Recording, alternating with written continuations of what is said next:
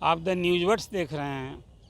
नमस्कार, मैं अरुण कुमार पांडे बोल रहा हूँ। बिहार के राजनीतिक गलियारे में आज एक बड़ी चर्चा है कि बिहार में इसी फरवरी महीने में कुछ खेला हुआ था। और वो खेला ये हुआ था कि जनवरी में नीतीश कुमार जी राजद से दोस्ती तोड़कर और बीजेपी के साथ फिर हो गए थे।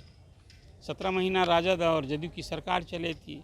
दो भाई लालू प्रसाद और नीतीश कुमार साथ थे और चचा भतीजा, मतलब वो नीतीश जी और तेजस्वी के राजनीतिक रिश्ते की बड़ा चर्चा हो रही थी सरकार में। तब शिक्षा की नियुक्ति हो रही थी, बहुत सारे काम हो रहे थे। लेकिन अब आ गए इधर, तो पाला जब बदला नीतीश जी ने, तो तेजस्वी प्रसाद यादव ने कहा कि भाई अभी तो खेला बाकी है।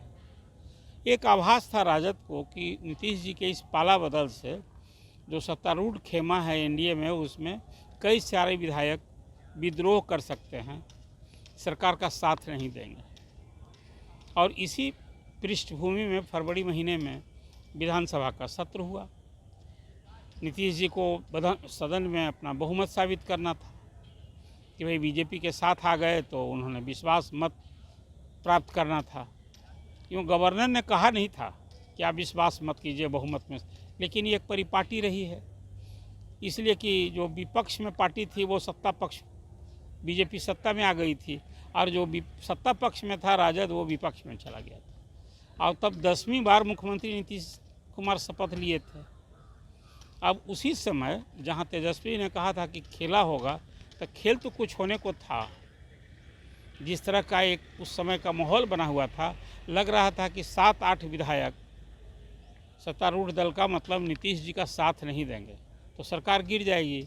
जो मुख्यमंत्री यहाँ तत्कालीन स्पीकर, जो राजद के स्पीकर थे अवध बिहारी चौधरी, उनके खिलाफ अविश्वास प्रस्ताव पहले आना था। अब आज जो स्पीकर हैं नंद किशोर यादव, वो बीजेपी के विधायक के रूप में, नेता के रूप में, उन्होंने अविश्वास प्रस्ताव लाने की नोटिस दी थी कई विधायकों के साथ। तो वो आना था सदन में पहले, और तब उसके बाद फिर सरकार अपना बहुमत साबित करती।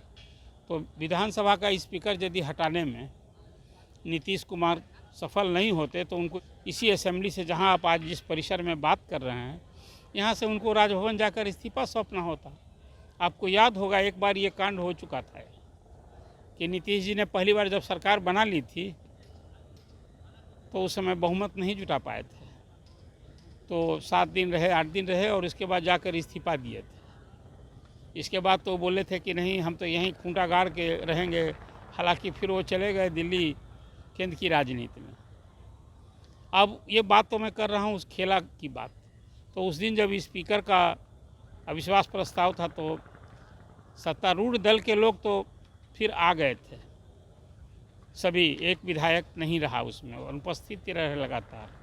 लेकिन और सब विधायक, जो 5-7 विधायकों की चर्चा थी, वो सरकार का जब विश्वास मत आया उस समय सदन में आ गए थे। लेकिन उसके पहले एक बड़ी चर्चा थी।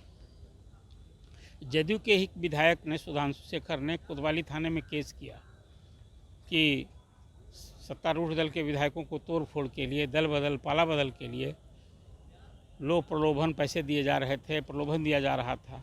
इस तरह का केस हुआ, उसमें कुछ चर्चा हुई। अब उसमें चर्चा में डॉक्टर संजीव का भी नाम आया था कि इस खेला में वो भी शामिल थे। बीमा भारती के नाम की भी चर्चा है कि लोग भी पाला, बाप को याद होगा बीमा भारती। तो इसके बाद फिर जदयू छोड़ दी, वो राजद ज्वाइन की, लोकसभा का चुनाव लड़ी, हार गई। फिर उपचुनाव हुआ रुपौली से, वहाँ भी हार गई। तो कई विधायकों को, 7-8 विधायकों के नाम की चर्चा हुई थी। खैर, एक तो ये हुआ, बड़ी चर्चा हुई कि भाई सत्तारूढ़ सरकार नीतीश कुमार की न गिर जाए, नहीं चले, इसके लिए सत्तारूढ़ दल के विधायकों को प्रलोभन दिया गया, ये बात थी। तो उस समय ये मामला कोतवाली थाने में केस हुआ। फिर सरकार के अधीनस्थ आर्थिक अपराध इकाई जांच कर रही थी, EOU जिसको कहते हैं। अब आज ही चर्चा है कि इस पूरे मामले को अब ईडी जांच करेगा। अभी पूरे इस विधायकों के हॉर्स ट्रेडिंग के मामले को। और उस समय विपक्ष के भी 6 विधायक इधर आ चुके हैं पाला बदल के। उसमें 3 विधायक तो सदन में उसी समय पाला बदल लिए थे। वो आप याद कीजिए, नीलम देवी जो मोकामा की विधायक हैं, प्रहलाद यादव जो सूर्यगढ़ा के विधायक हैं, और एक और विधायक चेतन आनंद कि 3 आदमी पाला बदल लिए थे, बाद में 3 और विधायकों ने पाला, 6 विधायक पाला बदल लिए विपक्ष के। वो लोग आज भले हैं उस दल में आधिकारिक तौर पर, लेकिन अब वो अभी उप मंत्री की सुविधा सबको अभी मिली हुई है। एक तो स्थिति ये है, और वो राज्य विश्वोत्तरी समिति के अभी मेंबर हैं। हालांकि उस समय उप मुख्यमंत्री सम्राट चौधरी ने स्पष्ट हाउस में भी कहा था कि जो हमारे विधायक, चाहे वो इशारों में था अपने विधायक के बारे में बीजेपी की, जिन लोगों ने ये धोखा देने का काम किया उसके खिलाफ तो बख्शा नहीं जाएगा, पार्टी कार्रवाई करेगी। एक तो इधर स्थिति है, लेकिन अभी पूरे मामले में आवास ईडी की जांच की बात हुई है सामने। सत्ता के गलियारे में एक दूसरा हरकम पास से है कि अब इसमें किस किस विधायक की गर्दन फंसेगी, ईडी किससे किससे पूछताछ करेगा। उधर स्पीकर के यहाँ वो जो पाला बदलने वाले विधायक हैं विपक्ष के, राजद और कांग्रेस के, उनकी मेमोरी समाप्त करने का आवेदन अब तक वो लंबित है। और दल बदल कानून के तहत तो भाई देखिए, पाला बदल में मेमोरी चली जाती है तत्काल, लेकिन फैसला करना है स्पीकर साहब को, और स्पीकर साहब तो सरकार के कवच न हैं। और इस हाउस में जो 243 की हाउस है ना, तो 4 विधायक की सीट तो अभी खाली है, जो एमएलए से एमपी हो गए हैं वो, लेकिन अभी बहुत कम मार्जिन है विपक्ष और सत्ता पक्ष के सदस्यों का अंतर। अब बहुत कम बहुमत से ये सरकार चल रही है। तो एक स्थिति ये है, अब देखिए अब ईडी जांच होगी, फिर क्या स्थिति होगी, ये दल बदल करने वाले विधायकों पर कार्रवाई कब होगी, कि चुनाव तक, जो अगले साल नवंबर तक चुनाव होना है, वहाँ तक इंतज़ार करना होगा। लेकिन आज आपके सामने इस चर्चा को लेकर हूँ कि अब ये हॉर्स ट्रेडिंग का जो मामला है विधायकों के कथित खरीद फरोख्त का, अब उसकी ईडी जांच करेगा।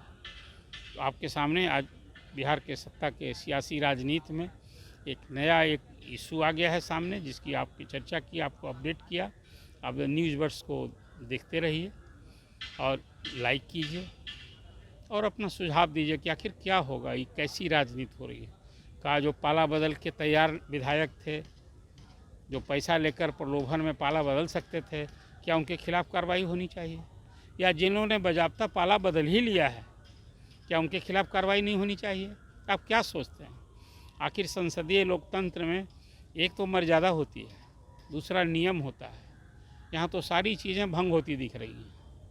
अब आप इस पर कैसे चलेगा संसदीय लोकतंत्र? जिस कानून बना था दल बदल रोकने के लिए, था कि 2/3 बहुमत, 2/3 विधायक जब टूटेंगे ना, तब कोई दल में टूट की मान्यता मिली थी। यहाँ तो इंडिविजुअल लोग पाला बदल रहे हैं, और तब भी उनकी मेमोरी बची है। मेमोरी ही नहीं बची है, मंत्री पद की प्रतिष्ठा भी मिल रही है। आप इस पर अपना विचार ज़रूर दीजिए।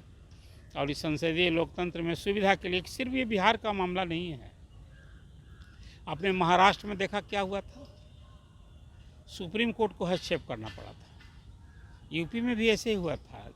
झारखंड में मतलब वो तो स्पीकर के कामकाज पर कोर्ट को हस्तक्षेप करना पड़ता है। एक अजीब स्थिति आ पड़ी है। अब इस पर अभी अपना कमेंट दीजिए, और ये आपके इस सुझाव के अनुकूल आगे की चर्चा में फिर आपके सामने कुछ नए तथ्य को लेकर आपके सामने रहूँगा। धन्यवाद।